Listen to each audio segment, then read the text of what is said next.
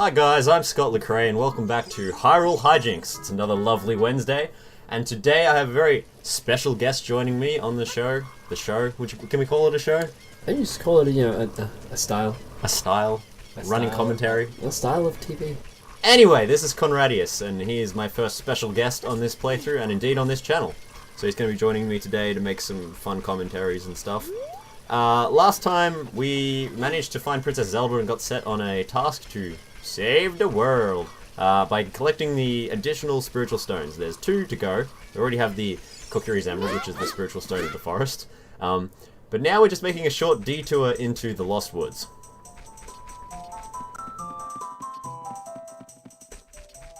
It's necessary because we need to get a special song from in here. I should mention that I've never really played much of Ocarina. As much as I've wanted to, I've never had the ability to. I've never been good enough at the game to play it. So this is a really good learning experience for me, watching you play it. It's not a... I wouldn't say it's a super challenging game, but most 3D Zeldas aren't that challenging anyway. But I guess potentially you might get a little confused as to where to go, because it's definitely... it does have some hand-holding, but compared to some of the later games, Twilight Princess and Skyward Sword in particular, it's a little more free-flowing. Excluding this guy who never shuts up. Who has incredible eyebrows, is what that is. Basically what he's saying here is that to get through this forest, you have to rely on the sounds of the forest, so the music that plays in the background will be stronger when you're going the right direction, because as you can see there's like 4 different directions you can go at each one. I never knew that. And you can sort of, for these earlier ones, as you get closer it'll do that, so it kind of like fades in so you can see it. But for the very last one, to actually get into the Sacred Forest Meadow, it doesn't actually do that, so you need to rely 100% on sound. Although, if you kind of know what you're doing, it's always the one that leads up on the map, which is another way to cheat it. But as you're realizing the music isn't loud enough there? Yeah. Whereas it is loud enough here, so that's how you get through. This is definitely a part of the game that I remember playing, but I don't think I ever got there. I ran around a lot. Obviously didn't play too much of the game then. No, I really didn't. Because this is still pretty early on. This is still like tutorial mode. Well, not quite. I mean, it's the stuff in between the second dungeon, the first and the second dungeons, which is quite lengthy actually. These guys are pretty easy. You don't need to worry too much about them. If you block their attacks and you can shoot them with a slingshot, you don't even have to do that. If you shoot one of the nuts back, then you can just run up and stab them, but yeah, the slingshot's cool. I really like the slingshot. It's a cool weapon. It really is. I know, I remember you talking about how, as a kid, it was like that one thing, you're like, guys, I want one of those. And you never got, one that would work nearly as well. Yeah, I mentioned in the first episode that I used to make them, but I tried. They were always made out of branches and really thick rubber bands. Well, and that's exactly what that's made out of, really. I suppose so. I don't think they had rubber band.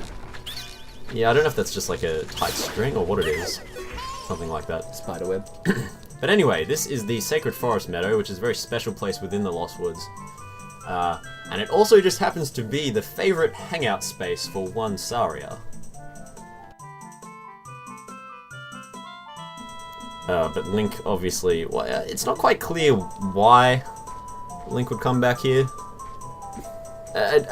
Admittedly, Navi tells you to come back here if you take too long trying to work out where to go. But there's nothing really that indicates that you have to come back here. He's left home. He doesn't have any parents. Well, that's the thing. I guess Sari is the closest thing he has to family. So from a narrative standpoint, it probably makes sense that he'd want to tell her that he's been charged with this epic quest for the Princess of Hyrule, no less. But anyway, she is teaching us a song, which she says is the sound of the forest, which is probably one of the better songs in this game. Certainly one of the better original songs in this game, as a lot of them are actually from A Link to the Past. It's also more information that I did not know. Well, I didn't know it originally either, because this was the first Zelda game I played, and going back and playing A Link to the Past, I played the GBA version, and not realizing that it was a Super Nintendo port, I was like, oh, this game has a lot of songs from Ocarina. But it's the other way around. Yeah, very nostalgic. But it has its own. Link to the Past has its own Lost Woods theme, so it's not based on Sari's song. He always looks so stern. So I played a beautiful piece. Yes, he doesn't. Again, he's the avatar for the player, the connection for the player. So I think he's not very, especially in these games, he's not very expressive. A Wind Waker changed that, and certainly Twilight Princess as well, quite a bit. And you only need to look at Skyward Sword to see that he's a much more emotive character. It always felt that as playing as Link, every time he does something, it was like an input here section for for yourself. That's how I always felt watching him. It was like, hey, input here, what you want to do, how you feel. Yeah, but you know, of course, you don't get to actually show that in the game and see any of the character's reaction, which I always thought it's not a possible thing that you could choose your own reaction, because they'd have to list hundreds. But I always thought that would be cool. It's not not possible. Reminds me of the Golden Sun expression system, which is like, I'm happy, I'm sad, I'm worried, and that's it. And again we have Kabora, who I was just talking to Connor earlier about this. He actually didn't first appear in this game. He first appeared in Link's Awakening for the Game Boy Color. Well, actually Game Boy, but there was a Game Boy Color version. Was his eyebrows as intense?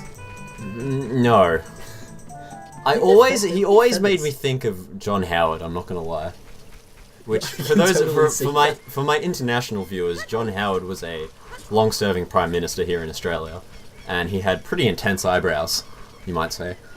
Very intense. Went for a walk every morning. Also got rid of the gun laws.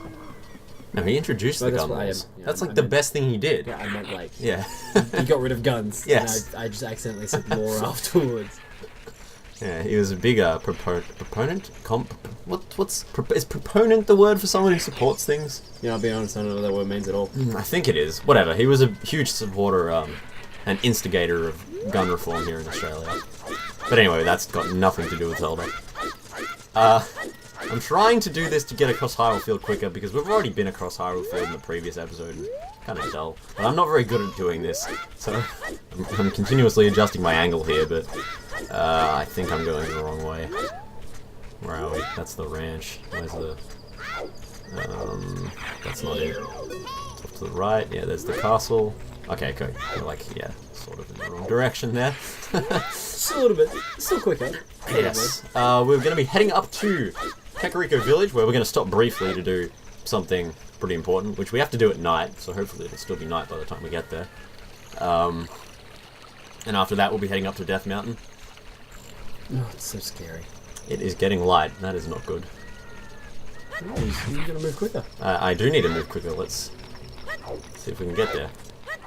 I just made it. Short little stumpy man in green. It looks like it's nearly morning, but apparently it's still nighttime. So the reason I wanted to get here at night is because there's a couple of skull tours we can get, and also there's a little side quest thingy we can do in the graveyard, which is a very spooky little area. In fact, one of the scenes that will be playing out soon, reminds me a lot of Majora's Mask. Because this is probably the only really sort of dark-toned area in the entire game. There is stuff later here that's in a darker tone as well, but it all takes place pretty much here. I guess you could argue the Spirit Temple is a little, but that's not really like dark. It's just kind of weird or mystic. So, do you have any general thoughts about this game? I know how highly it's rated, and I don't think that I personally disagree with that. Okay. I mean, of course, I watched the sequel artist video. Yes, which, might I add, my first video in this series did come out after that viewed, but I actually had already recorded it before it came out, just for clarification. It was just weird timing.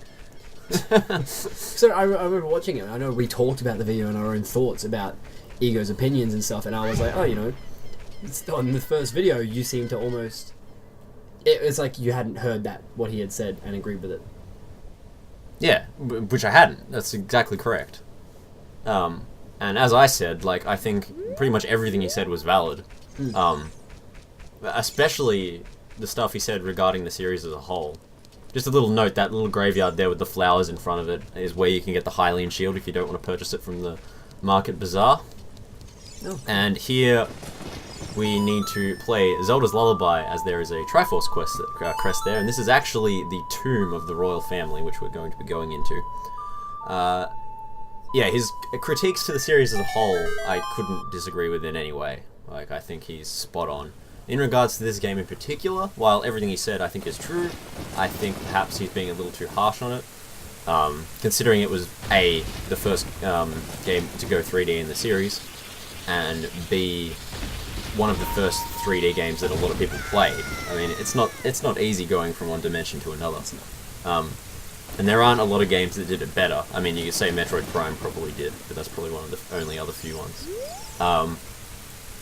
But those criticisms in regards to the combat and everything definitely apply to every entry thereafter. Particularly, I feel like it really stagnated from Twilight Princess onwards. I mean, because Wind Waker kind of refined what the combat was, with like the parry system and all that. And Twilight Princess tried to do it with some of the extra sword moves and stuff, and then again Skyward Sword tried to do it with the motion controls, but it's still the same thing under all that. Yeah. And Wind Waker was like kind of where it all formulated, I guess. But yeah, this game is still highly playable, because that's the thing, the control scheme hasn't changed that much, so even if you played a newer Zelda, coming back to this one doesn't feel that grating, because the mechanics are almost exactly the same. Whether they're dated or not, that's another discussion entirely. And the physics would be different as well. But that's what it is. Slightly, not much. Yeah. They're very similar. So yes, this is like the grave, the resting site of some of the former royal family. And there's a poem here, which kind of displays, or rather explains, the act of night turning to day and vice versa. And there's a secret melody left here by the Composer Brothers. And it is the Sun Song, which isn't necessary, it's a completely optional song, but it's quite helpful, because it has two functions. The more obvious one, which you can probably glean from the poem, is that it changes the day, or the time of day rather. So you can go from night to day to night, backwards and forwards as many times as you play the song. But in addition to that, it also has the very cool property of calming the souls of the undead. And yes, there are undead in this game. It's not something I'd ever expect from a Zelda game. And as a 7-year-old, they scared the absolute shit out of me.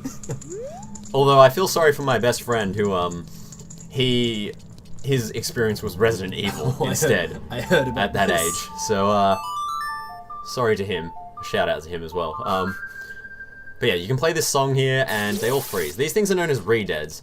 And you might have noticed when I came into the hallway, I pretty much just ran through the acid, because that's a better thing to do than to get caught by these guys. Because basically what they do is they scream at you in a high-pitched wail, kind of like the ring wraiths. Like I do, yeah. Yeah, just like you do, when you're angry with me. Very rare. Very rare. So kind of like the ring wraiths, I guess, but like more high-pitched, and you freeze in spot. Oh. And you can escape, but if they're close enough, they jump up behind you, wrap their legs around your neck, and feast on your brain. I am not kidding. How much damage does that cause? Or is it instant death? On this amount of hearts, I think I just survive. It sounds like instant death. Probably does 2 or 3 hearts. He's so jolly. Look at him. But you don't want that to happen. So anyway, that's pretty much all we had to do here in Kakariko Village. There are a few other things you can do, some side quests. You can grab a bottle, and a couple of other things. The shield, I mentioned, a piece of heart or 2.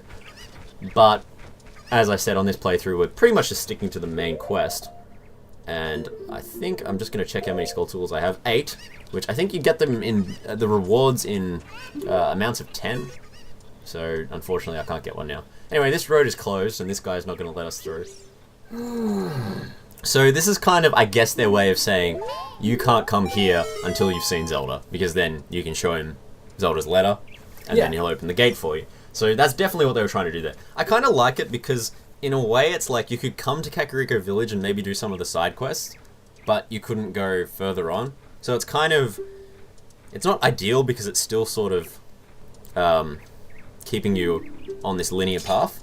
But at the same time, there is a little bit of legroom for freedom there. I also think, I mean, first time playing this game, I'm like, especially for you, like, this was your first Zelda game, was it not? Yes, it was. Correct. And I will admittedly say that at the young age of 7, I did have to refer to some guides and stuff. Exactly. So, you know, the amount of gameplay that you've had so far to get through this game probably isn't enough to get reasonably, mediocre or even good at the game.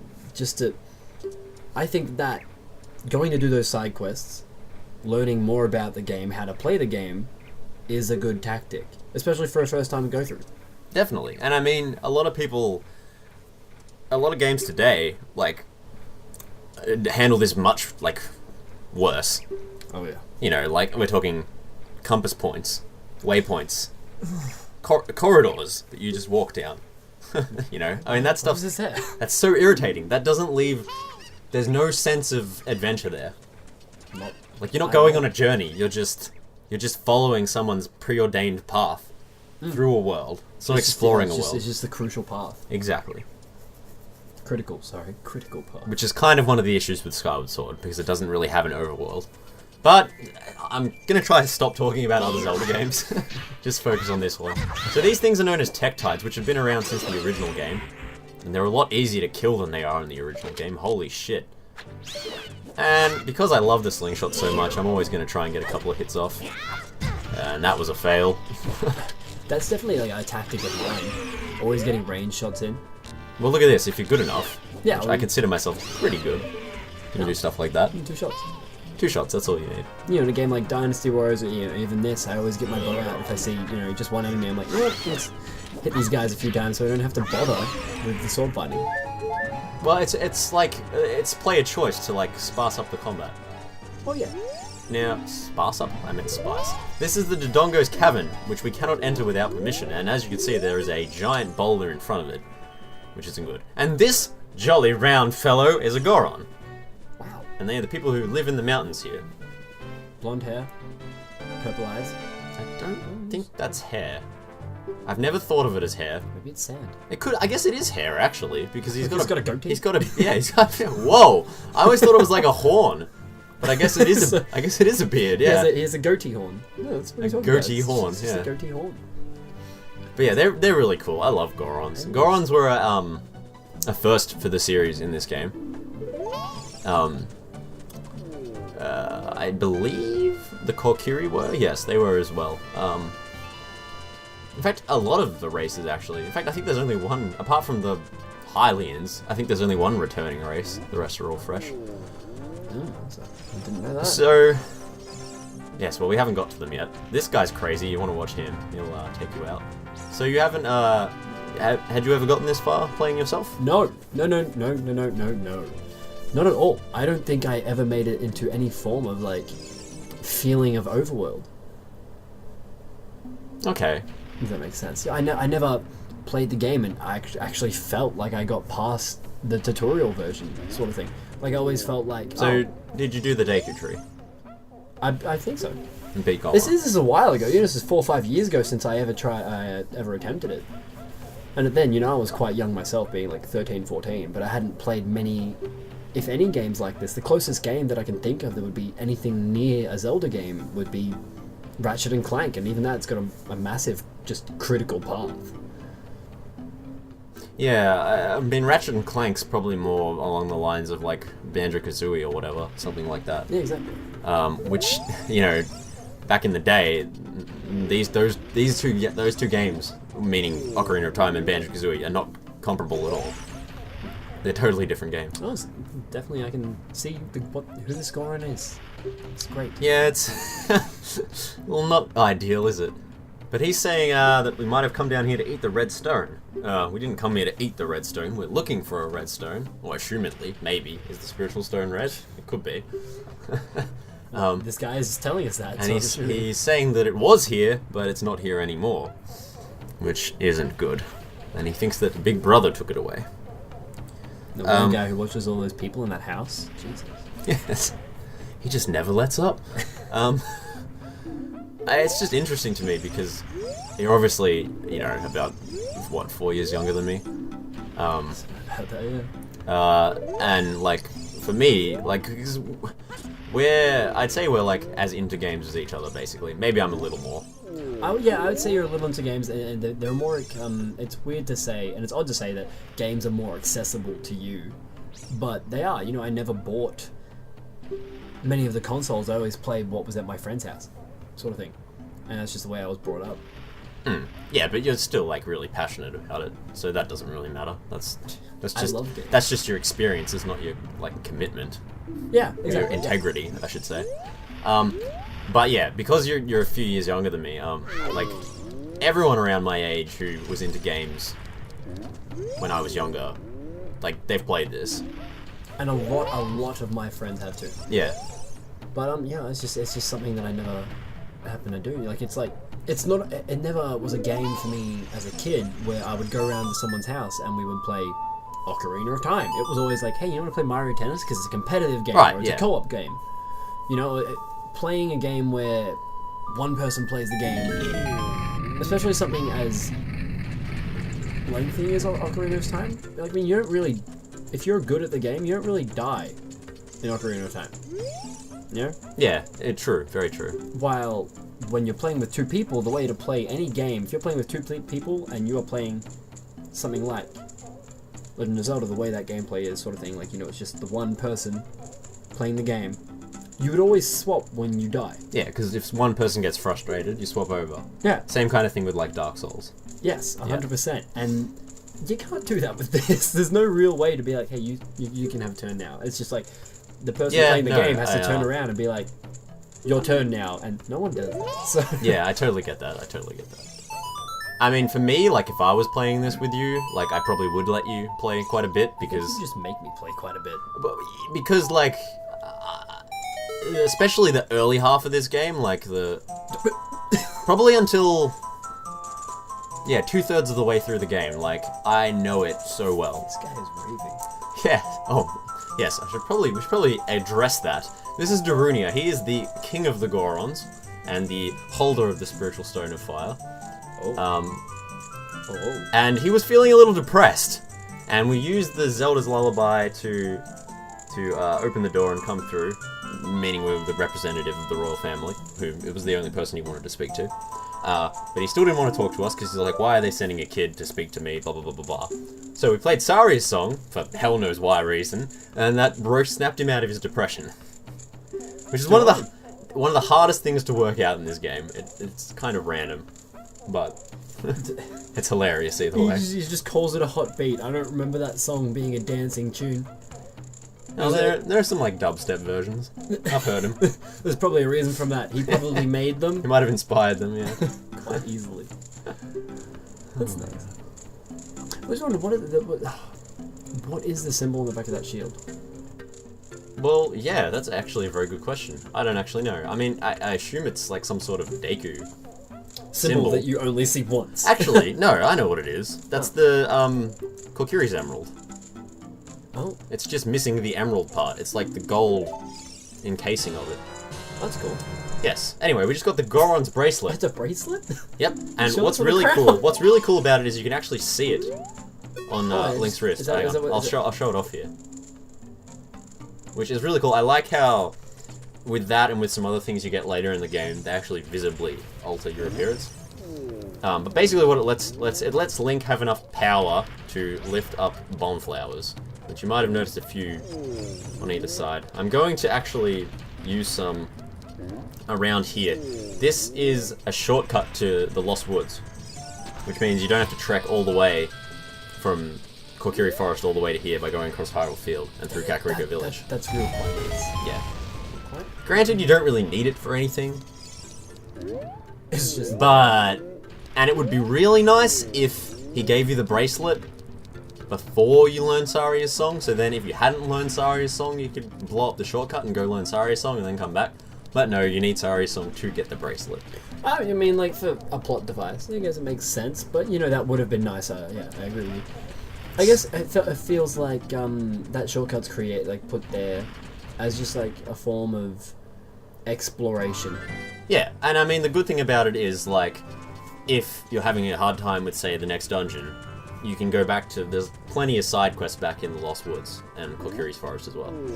So that's always an option. Got another Goron here. He's shading the bomb flowers from the sun. That's actually an interesting point. Like, I wonder if enough sun got on the bomb flowers, would they blow up? Well, I'm hoping that's why he's doing it. Yeah. Otherwise, you know what? Is he so scared that the bomb flower is going to get too much vitamin D? You know, I'm not entirely sure what he's doing here. Maybe that's bad for their development, their growth. Anyway, I'm going to try and throw this off and get it in the right spot. Nope. That's probably not going to work. Nope. Okay, let's try this again. From a little oh. That's me face palming. Well, that one looks better. That's good. We might destroy the sign as well, which is a bit of vandalism, but whatever. Whoa, whoa. Sometimes, you just gotta be rebel. Just be rebel. Don't worry about it, man. Alright, here we go. Now, this is a little trick. You can, if I don't screw it up, you can backflip off. And if you're better than me, you can actually land on the top there. But well, if you're better than you. I screwed it up. So anyway, we are nearing the end of the episode. I'd like to thank my good friend Connor, also known as Conradius, for joining me today. It's good fun stuff. And perhaps I'll have you back in the future. Yeah, I enjoy that. Did you have a nice time? I had a great time. Alright, that's great. We shake hands and part ways. Just gonna blow up the door here with the bomb flower, which we can use for the first time. Kaboom! And here we have it. The Dodongo's Cavern. Which, let's just say, isn't too much harder than the Deku Tree, but there's a lot of sort of pitfalls and things that are going to try and stop us from achieving our goals. But we will do that next time on Hyrule Hyjinx, next Wednesday. Join me then, guys. And until then, have a good day. Goodbye. Goodbye.